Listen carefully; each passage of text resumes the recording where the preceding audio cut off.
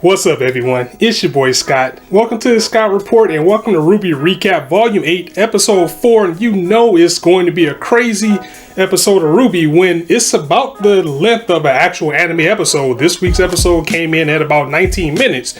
And we know that usually RWBY has like a shorter runtime. They're usually only about maybe 12, 15 minutes. As of maybe Volume 3 or 4-ish, they will get to about the 15 or 16 mark. But when they give you that little bit of extra time, you know something is about to be big, something's about to move forward in the story, and it's about to go down, and that it did.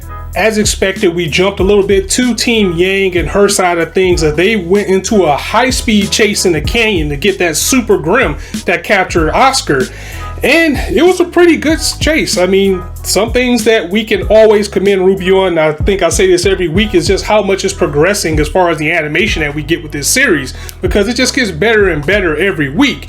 And John and Ren, we had a little moment with them because first and foremost, now after chasing the Super Grim and going into a canyon full of sandworms, our team, at least Team Yang, is effectively stranded now with no comms. They can't reach out to anybody, and the little motorbikes that they had are also disabled. So now we have just time for everybody to get that little bit of quiet time and get some things off their chest. And that's something that Ren definitely did this week. I mean, Ren took some time to air out his feelings of resentment that he had about things all along. I mean, he expressed that, you know, they're just kids, they're not ready to be huntsmen.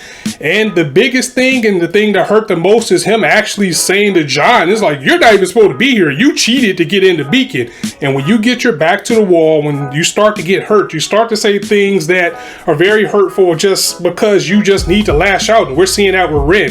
Ren, as of late, and just as a character, I mean, he came off as this supposed to be like this serene type of character, but we're seeing him unravel as things go on, as things get tougher for him. He's beginning to lash out.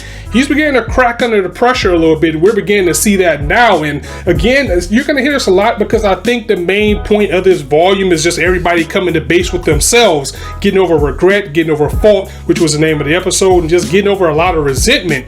Because this is just something Ren felt he needed to get off his chest. He just feels like the ball that's in their court right now is too big for them. Like, again, he said they don't even think they should be huntsmen right now. And if you go back and think about it, you know, they're really, I'm not going to say that Team RWBY doesn't deserve to be huntsmen, because they do, but it was more along the lines of they're huntsmen now because of the circumstance and the things that they've been taking care of. They didn't really pass the certification or things like that.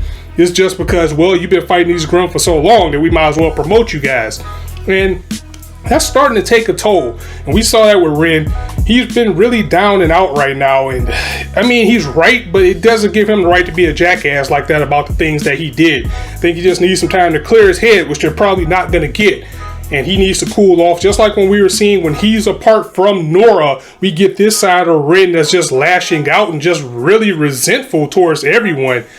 But I think this time is going to be time for him to reflect, get some time to himself, think on his own, and get his own ideas out there. And that was a bulk of what we got in this episode, just how he feels about everyone else. And, you know, Yang just kind of looking like, dude, calm down. He's like, no, I'm not going to calm down. We're not ready for this.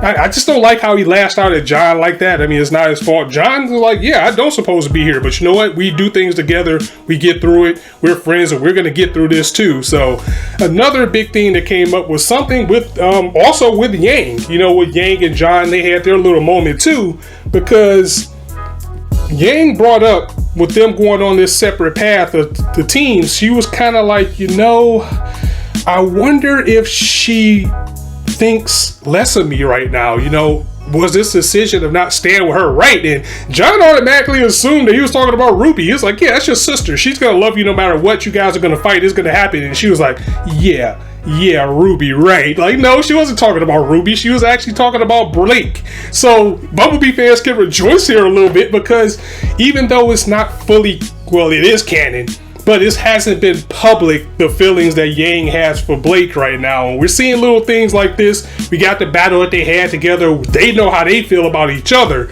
but they haven't made it they haven't made it like permanent, or they haven't made it public rather.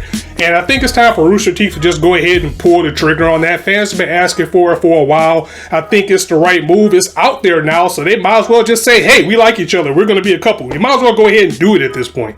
At the top of the episode, we also had another moment with Robin, Crow, and actually Jock Sneed, which was interesting because Jock, I think he's actually going to be involved in this breakout, because if you take a look at Jock Sneed as a whole, yes, he's a bad guy, but he's kind of like a curly mustache twisting bad guy, or more of a person that's out for himself because he's rich and he doesn't know any better. He's not straight up evil like Ironwood, what we're seeing right now. So just for the sake of even just getting out, I think that he will probably make some type of agreement with, you know, Crow and Robin to get out of this cage. And of course, if you can get an ally like Jock Sneed on your side, that's money. So he still has that no matter if he's in prison or not. So that would be a strong ally for them. And it's definitely somebody's help that they're going to need when they go on later. So that would be kind of cool. I can totally see him, you know, just agreeing to give them some type of backing or give them some type of help if they help him escape. The biggest thing that we got out of this episode was more along the lines of clarification of what I was talking about last week with Crow. Crow was just beating himself up and he feels really down. And just like I mentioned in my last video, he brings out the light to Robin this week that just when I thought I was going to, with Clover, he's like, just when I thought I was getting out of this rut that I was in, thinking that I can actually connect with someone, actually have a friend, then here's my semblance again with the bad luck bringing everything down. So I'm not going to touch too much on that because I talked about that on my last video. But it was cool that, you know, it's always cool when you do this type of thing where you're right about something. I always get excited about that because what they gave us with this scene was exactly what I said in my last video. So yeah, cheers for me. That was cool as well. But it's not like it was anything secret. We know that Crow has always kind of been somber. He's kind of been a character that was down on himself. You know, he has a power that's literally bad luck. So when things start to look up for him and they crash down again, yeah, it just wasn't going to be a good thing for him. And as we said, even though it was Tyrion that dealt the blow, he made the deal with the devil. Like he said, he teamed up with Tyrion to take Clover out, and Tyrion, of course, naturally screwed Crow, and now Crow looks like a murderer. So prayers up for Uncle Crow. We're definitely going to get him out of this. And yeah, you know what? Even though this was a long RWBY episode, this is probably going to be a really short RWBY recap because most of it was just, it was action. Like most of the chase scene took up a majority of the episode in the canyon. And it was just a lot of, you know, just people self-reflecting and talking and things like that. It was definitely a padded out episode, but we do get to the heart of the matter because as always, we get back to Salem, and yeah, Salem's not playing any games anymore. Now that she has Oscar, things just isn't going to fare out well for him unless something goes on quick because, oh boy, Oscar is now face to face with Salem herself, and she is going to do everything she can to extract the information out of him or Osmond or both, or whichever one comes first. And she's going to definitely do that by any means necessary. It's like, you can either tell me what I want to know about the past and the things that I'm trying to find, or you can just give me, you know, the passphrase to get into the lamp. And when Oscar tried to lie to her and said, you know, it's already been used, yeah, she just got straight to the torturing, which you knew she was going to do. But to make matters worse, that's going to be too easy. She's not going to torture Oscar herself. She's actually going to use Hazel to do it because, you know, Hazel has a very big bone to pick with Osmond because of the death of the sister. And he's going to have fun with this. He's going to have fun beating this kid to a pulp, knowing that Osmond is within him to kind of reel him out. So yeah, things aren't looking good for Oscar. I mean, of course he's going to get out. Then again, you can never know now. You never know where this is going to go. That's one thing I like about where they're going with this direction. It's in a little bit more of a darker tone for the series. And Cinder, she's kind of moving forward to her plan to get the Winter Maiden powers against Salem's will, which I said before also. I don't think that's going to fare out too well. You know, Salem just straight up told her, drop it, stay here, do what I tell you or else. But she has her own plans, so she's going to sneak out. She's, of course, going to rope Emerald in with her for her scheme and going to get Emerald wrapped up in this too. So she's going to go out on her own and try to find, you know, Penny, aka Winter Maiden. The thing that I'm wondering about is the role of Neo herself, because Neo really doesn't rock with, you know, she doesn't rock with Cinder like that. So why would she agree to go? Because, you know, she's going to go with her.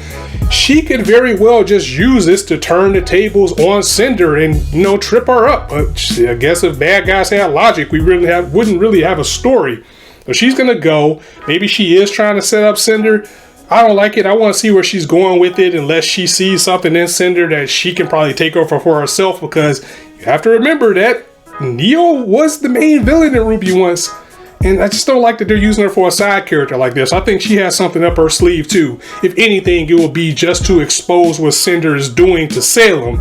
And it's going to hurt to see Salem gone, but just like Salem has said, it's going to hurt to see Cinder gone. Just like Salem said, she's had too many chances and she's failed. And with Salem being in the mood that she's in right now, it's time for someone to get lost in this series. I mean, we got Ironwood just killing politicians, but I know we haven't really lost anybody since Pyrrha. And if anybody deserves to be back, it's probably her. But I think it's time for RWBY to have a big loss, as long as it is a Crow. I'll be good as long as it isn't Crow.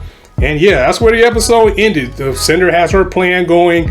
We got just Ren feeling bad for himself, and Yang wondering about Blake, and Oscar's just in bad space. And yeah, so that is it for the RWBY recap for this week, and I'll see you guys next week. So as always, let me know what you thought of the video in the comments below. If you liked the video, go ahead and drop it a like. If you want to hear more, go ahead and hit that subscribe button, and be sure to hit that bell so when I do drop a video, you guys will be notified. And I'll see you soon. So on that note, it's your boy Scott signing out.